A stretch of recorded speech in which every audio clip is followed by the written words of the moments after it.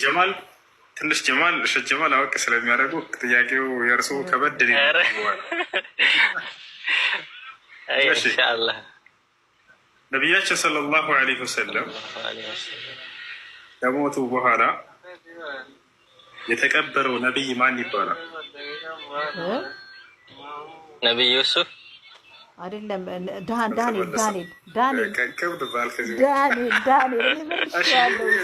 ይሸጋገራል። ሰሜራ መልሽ። ከነቢያችን ሰለላሁ ዐለይሂ ወሰለም ህልፈት በኋላ የተቀበረው ነቢይ ማን ይባላል? ዳንኤል። አላውቅም። ኧረ እሱ ተው ግን አስገባኝ።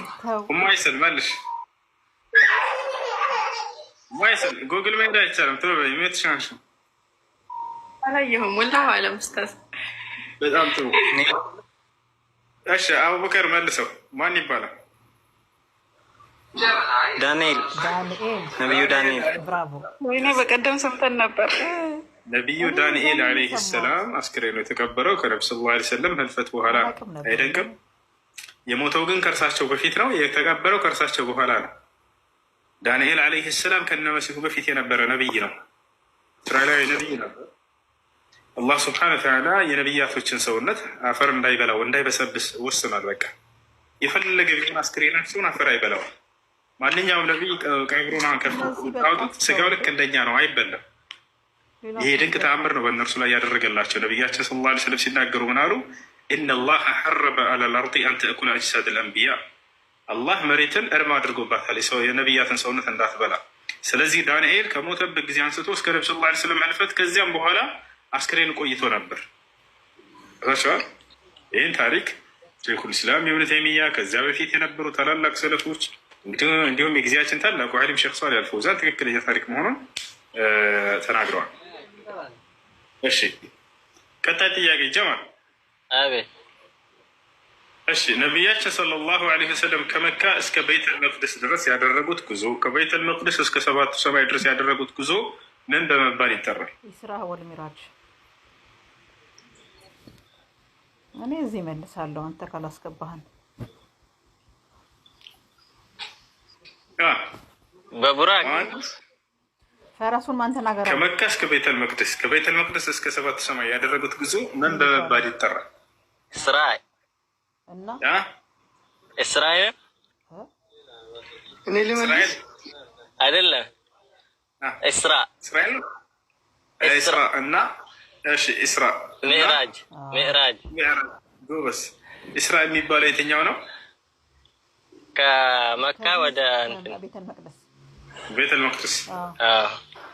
ከዛ ወደ ላይ ሚዕራጅ ሚዕራጅ። ማሻአላህ። እሺ ቀጣይ ተጠያቂ ሰሚራ።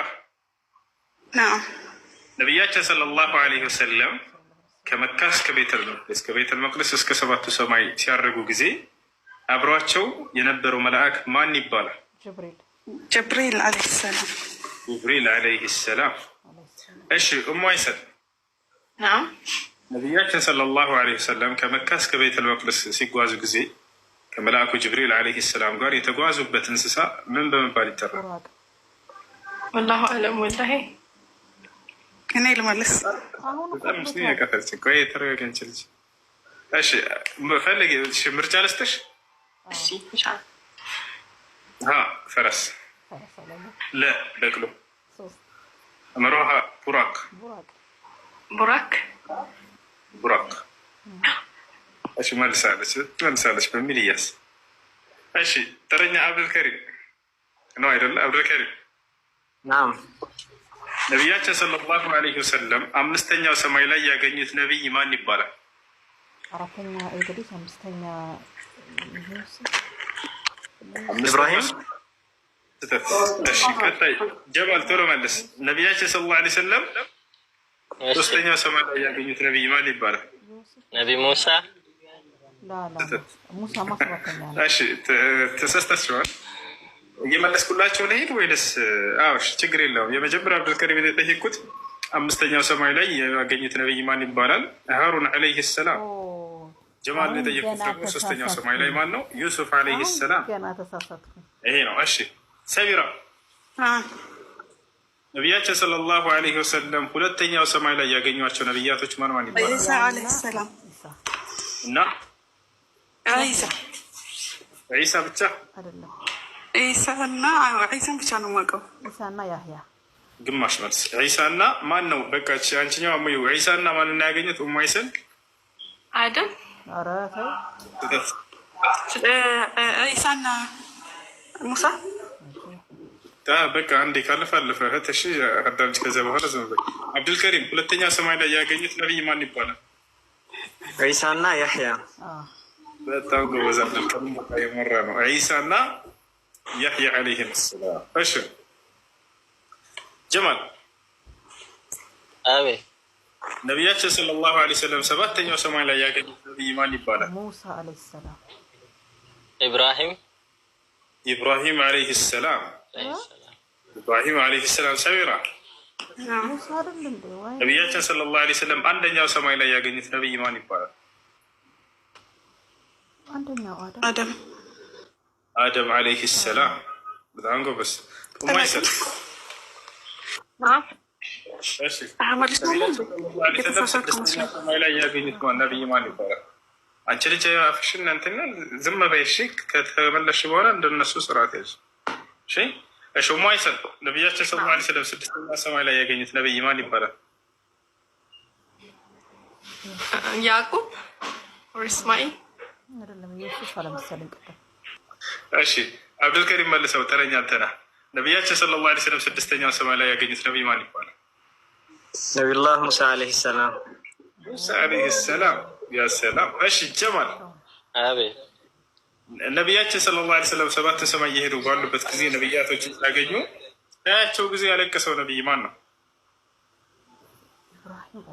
ኢብራሂም። ሲያያቸው ጊዜ ያለቀሰው ነቢይ ማን ነው? ሰሚራ መልሻ። ዒሳ።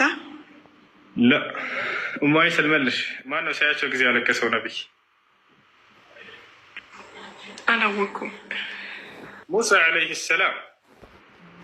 ሙሳ ዓለይሂ ሰላም አለቀሰ። ለምን ያለቀሰው ግን?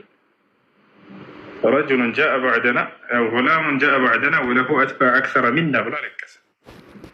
ሰላም ካላቸው ምናምን ሰላምታ ከተለዋወጡ በኋላ ከነቢ ሰለላሁ ዐለይሂ ወሰለም ጋር ልክ ዞረው ሲሄዱ ጊዜ አለቀሰ። ያኔ በቃ ለምን ታለቅሳለህ ተብሎ ሲጠየቅ ጊዜ ከሁላችንም በኋላ መጡ በጣም በርካታ ተከታይን አፍርቶ የሚመጣው ነብይ እሱ ስላየህ ነው ያለቀሱት አለ።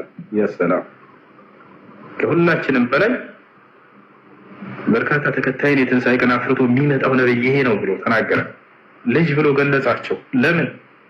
ከሁሉም ነብያት በኋላ ስለመጡ ይፈቻል። የነብይነት ማዕረግ በጫንቃው ላይ የተደረገለት ያ ማለት የነብያት መደምደሚያ የሚል ማህተም በጭንቅላታቸው ላይ ነበር። ታውቃላችሁ? እነሆ ሕፃን ተወልዶልናል፣ ልጅም ተሰጥቶናል፣ አለቅነት በጫንቃው ላይ ይደረግለታል። ያ የነብይነት የአለቅነት ጫንቃ የነብይነት ማዕረግ የተደረገለት እርሳቸው ናቸው። ለንግስናው ስፋት ለዘመኑ ፍጻሜ የሌለው ነብይ እርሳቸው ናቸው። ለንግስናው ስፋት ማለት ዓለምን የሚገዛ ነብይ ብቸኛ እርሳቸው ናቸው። ሌላው ነብይ ሲላክ ለወገኑ ለህዝቡ ብቻ ነው ባለበት አካባቢ። የእርሳቸው ግን ለዓለም ህዝብ ነው። ለዘመኑ ፍጻሜ የሌለው ነብይ እርሳቸው ናቸው። እስከ ዓለም ፍጻሜ ድረስ የእርሳቸው ግዛት ነው። ማንም ነብይ ቢመጣ በእርሳቸው ህግ ይተዳደራል።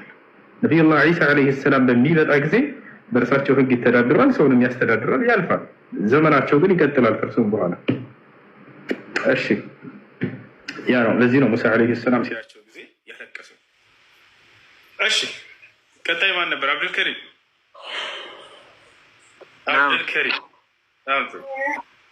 አብዱልከሪም የዳውድ ዓለይሂ ሰላም ሱና ጾም አጿጿም እንዴት ነበር?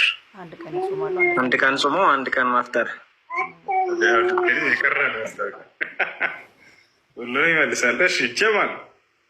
እሺ ወደ እሳት ተወርውሮ እሳት ያላቃጠለችው ነብይ ማን ይባላል? ኢብራሂም ዓለይሂ ሰላም። ሰሚራ አሳ ነባሪ ውጦት ያልሞተ ነብይ ማን ይባላል? ዩኑስ ዓለይሂ ሰላም። ቀላል ቀላል አደረግኩላቸው። እሺ ኡሙ ወይሰል አለሽ? በጣም ጥሩ በጣም ጥሩ። ኡሙ ወይሰል አለች።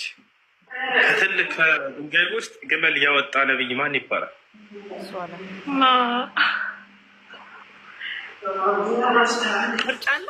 ምርጫ አለው አላለችም። ለመደች ምርጫ። ህዝቦቹ ተአምር እንሻለን እንፈልጋለን አሉት። ከቋጥኝ ድንጋይ ውስጥ ግመል በከነ ህይወቷ ግመል እናውጣልና ያወጣላቸው ነብዩ አላህ ቀድማ ነው። ምርጫ ይዞማል እንዴ ለሁሉም ምርጫ ተሰጥቶ። እሺ ምርጫ ልስጥሽ በቃ ነቢዩላህ ዩኑስ፣ ነቢዩላህ ኢብራሂም፣ ነቢዩላህ ሷሊሕ፣ ነቢዩላህ ሁድ። ነቢዩላህ ሷሊሕ። እሺ አብዱልከሪም ላይ ከዚህ በኋላ ሊከብድ ነው በቃ